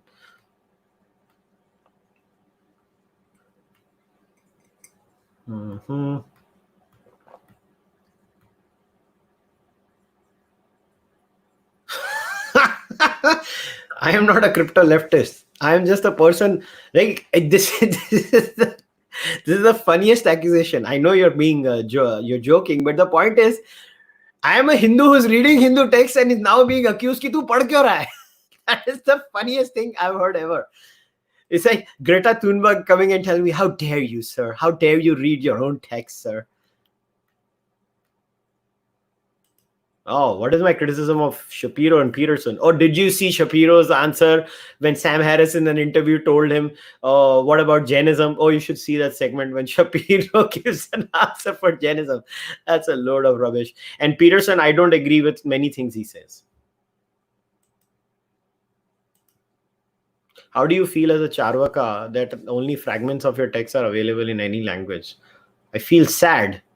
What do I do? They were not nice to these people and they pretty much lost. I think it was a very nascent stage, right? What do? I look at it as an opportunity of writing all the new texts. I could be the one who writes it. Good question, Arindrajit. Sanskrit Bharati. I did my Sambhashanam Shibiram there, but then there is something called Gita Sambhashanam. Once you do your Sambhashanam Shibiram, which is the first step where you learn to converse in Sanskrit. I can't anymore because I lost it completely because I was not with people. And then they teach you Gita in Sanskrit, where the teacher will speak in Sanskrit and you understand Sanskrit. Oh man, these people are doing amazing work. Hats off to Sanskrit Bharati. वो मुलुंड में भी करते हैं courses, Pawai में भी करते हैं courses in Bombay. I know Chembur में there is a temple near our house where I used to go, a south Indian temple where we used to go, और maybe it was not a south Indian temple, it was a north Indian temple where I used to go. I forgot which temple it was. भाई लोग corona के नाम ना लो, beer से डरने लगे.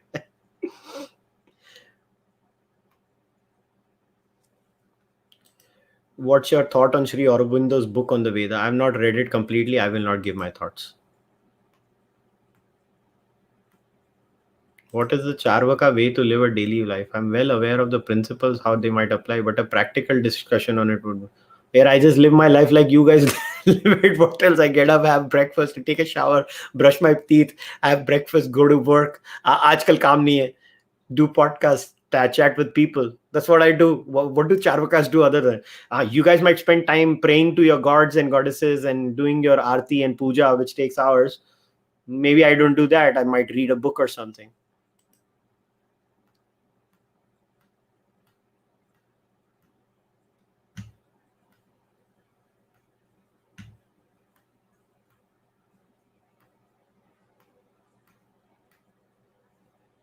How is the textile business right now? Very bad, man. Very bad. Very bad. You can see me on Twitter. I'm pissed off that they are still in the lockdown mode. Why am I a Cārvāka? Because I think the claims of the other darshanas are not the closest to reality. Cārvākas are. Oh yes, English translations with respect to Vedas. Yes, we have access to Griffith and one more. I don't remember the authors, but we have the old Griffith one and this new one in 2014 too. We have access to that. And just for entertainment, I will open the Arya Samaj one. I will not use it as an authority, but for entertainment.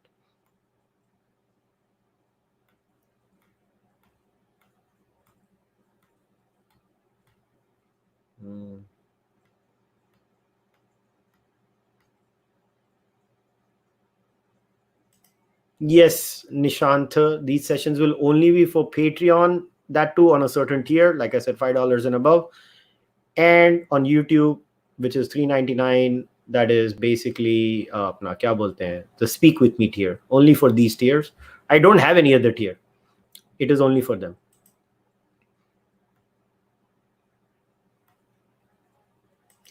Will you ever see me as a book author? Many people have told me to write, but honestly, my honest assessment of myself as a writer is I am horrible.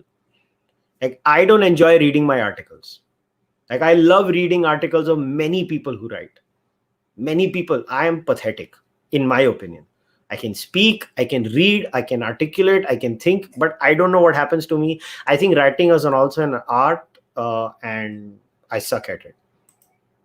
या पूजा अभी मैंने जैसे बोला था AMA कल करेंगे 9 बजे. So all of you who are the Speak With Me tier members, tomorrow at 9 p.m. we shall speak.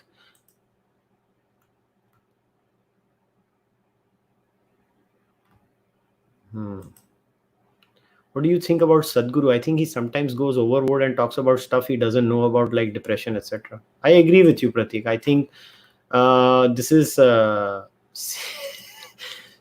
say my name. क्या है ये? You guys are weird.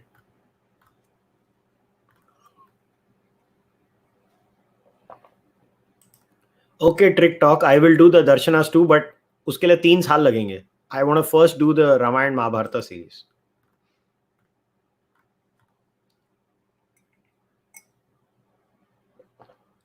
I just want to share this Twitter comment. If we study Adi Shankaracharya and then Puri Shankaracharya, we can guess what went wrong. These are not my words. These are words of Pro-Paddy. By the way, he's my favorite Swamiji.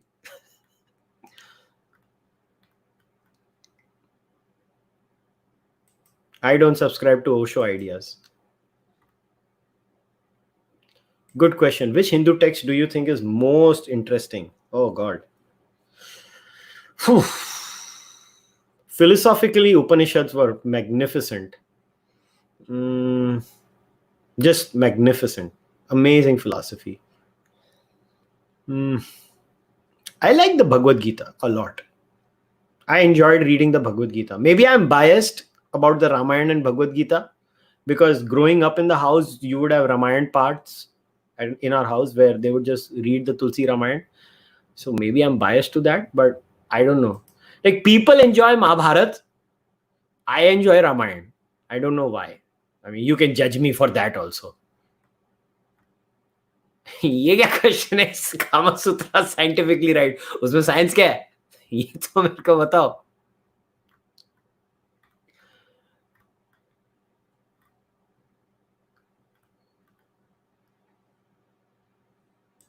My thoughts on private trains. Oh, you mean to say the government giving some routes to private players? I think it's a good idea.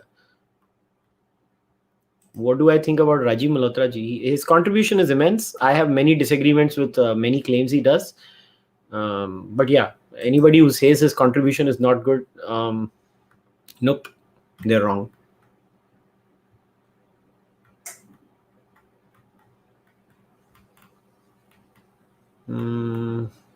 Why doesn't Hindu text mention dinosaurs? Yaar, ye kya question hai? Ravi, don't do this. I have your number.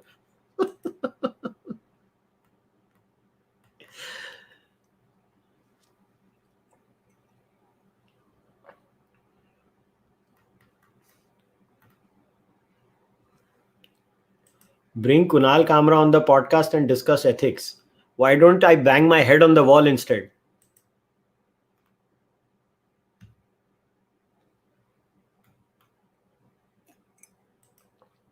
Shouldn't we enunciate religious philosophy that promote human progress and discard those which are vague and have no practical use? Yes, we should. But we should read them first.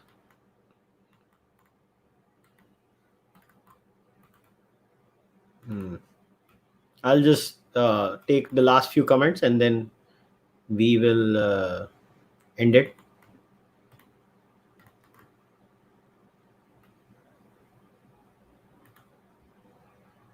What is your opinion on the Church of Leftism, a new religion where you are not politically correct, you are cancelled? I've mentioned it many times.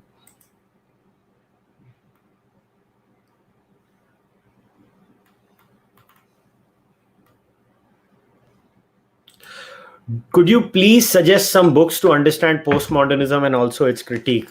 Wait, I will. I have it written down in my phone somewhere. Just give me 1 minute. I'll actually do that for you guys.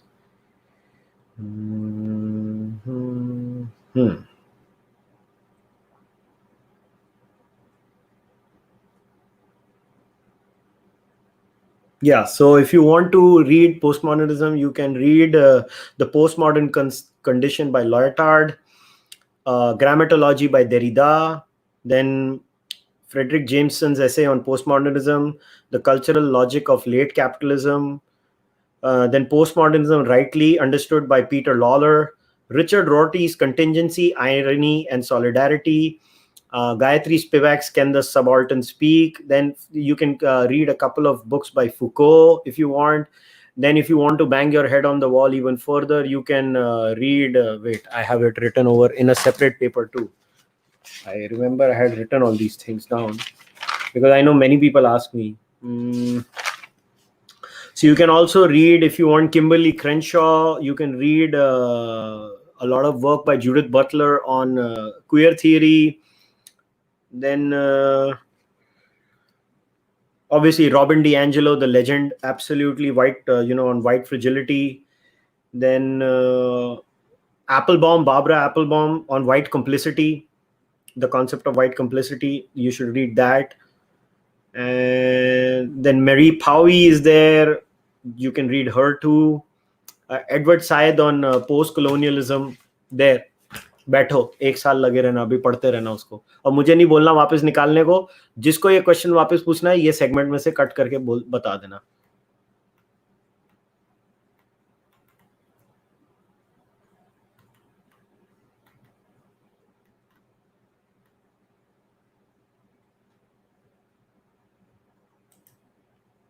Well, thank you, Catherine.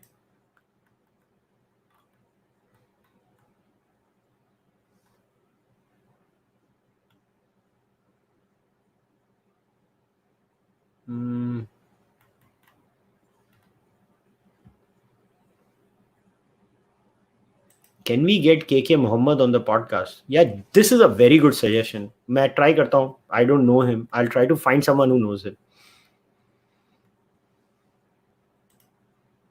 Cārvākas were parallel to the Sankhya Darshana time. A very old darshan.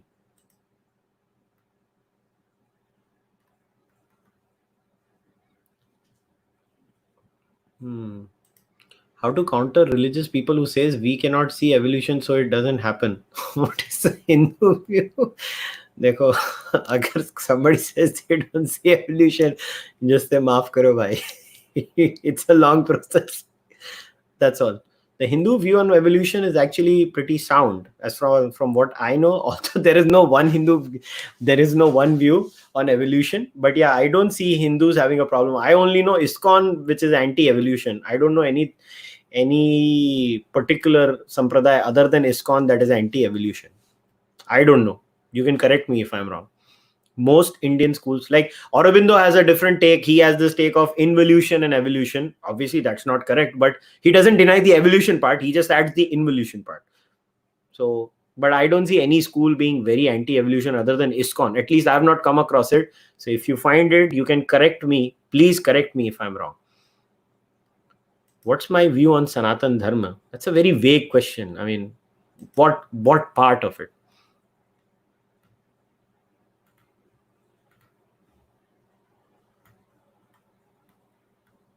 Okay, I guess I've covered most of you.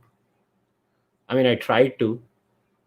Please talk about the future of Congress and BJP. The Congress is dead. The BJP will eventually break into two. Then when it breaks into two, we'll have a socialist BJP with hardcore social conservatives, and you will have a capitalist BJP with social liberals. That's the future of India, in my view. Am I right? I don't know. That's my understanding. I think it's going to happen for sure.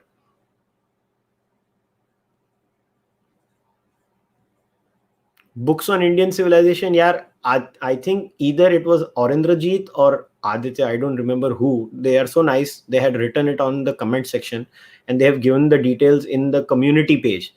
Somewhere in the comments on the community page, the entire list of books I have recommended. So I can't give it again and again. So I'm very sorry.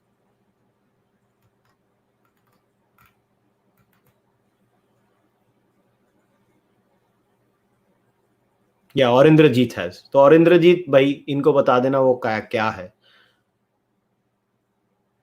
Why Nietzsche appreciated Manusmriti if it was so bad? यार वो तो Nietzsche will answer it. Why should I answer on behalf of Nietzsche? You believe in ऊपर जाके मिल लेना उसको फिर. You guys believe in those things. मेरे को क्या मालूम.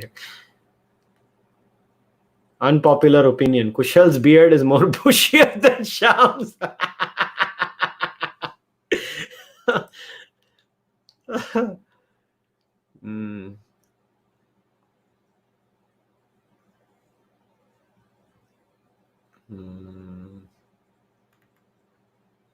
Scattered thoughts. I did not skip your super chat. Wait, let me refresh. Abhi kaun si yaar? I think, you know what happens is some super chats don't appear on my page. I'm sorry. I'll check it out again. It's very weird. It doesn't appear on the chat. 1 minute ruko. I'll refresh it and I'll check it.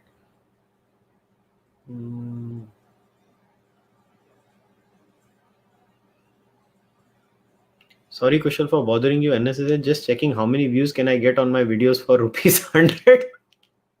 What does that mean? What does that mean? I don't know.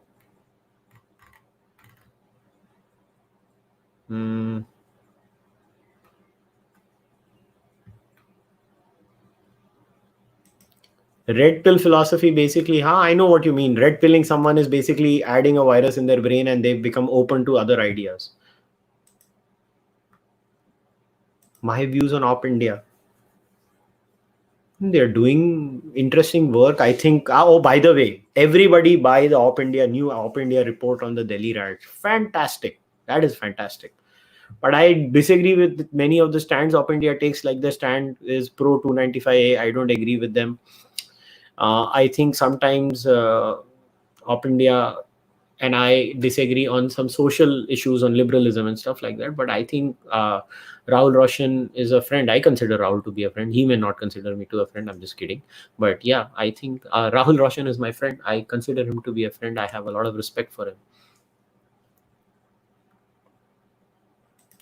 If you know eating meat is cruelty to animals of an unimaginable proportion, I never said of an unimaginable proportion. I just said, yeah, I get the vegetarian argument. Well, I have reduced my meat consumption significantly. I used to be someone who used to eat meat 4 times a week. I don't even eat it now, like once or twice in a month. So I have reduced it considerably. But yeah, I think until we don't get another source of meat, I don't judge the people who consume them. I will not judge them. Why is there a lack of scientific and intellectual traditions from the times Islamic powers established their hegemony in India? Kerala School of Astronomy, qualitatively and quantitatively is superior. I don't know, man. Maybe we were ruled and we became insular, so we stopped development. And you have to understand, when the Industrial Revolution happened, we skipped it totally because we were under the British. But I don't know. That's an anthropological question which we never. Also, you have to understand that caste system was also a huge problem in our society. That is also there. That is also a considerable problem. What do I think about having a podcast with Ishkaran Bhandari? I mean, you mean I go on his show? Well, I can only go on his show if he invites me. So tell him I will go.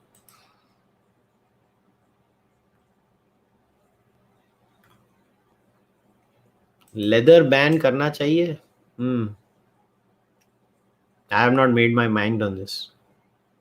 If the cow is dead by natural causes and has not been killed for leather, I don't see a problem in it, personally. Views on transgenderism. There's nothing problematic in transgenderism, यार. उसमें क्या problem है?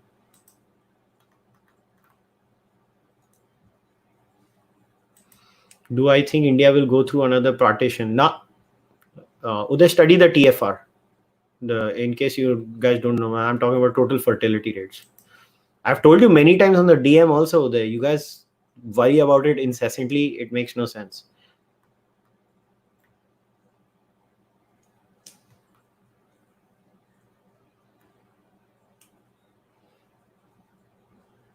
I call Ishkaran Bhandari, but what do I talk to him about? I should know a subject, right?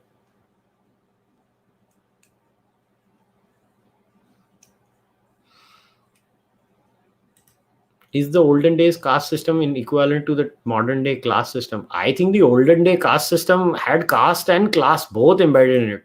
That's why it was so horrible. My view on gender identity politics. What gender identity politics do we have in India? भाई America में थोड़ी ना रह रहे हो, India में रह रहे हो. इंडिया में कौन सी जेंडर आइडेंटिटी पॉलिटिक्स है?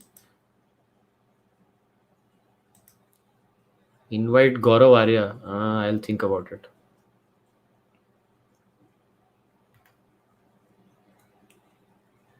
Can Ishkaran become the next Dr. Swami? How do I know, यार? मैं कोई future fortune teller थोड़ी ना.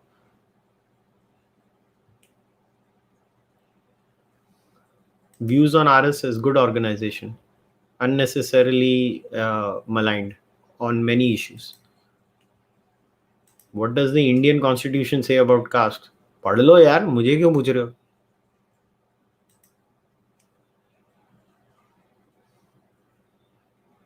When are you writing your book? When I stop being lazy.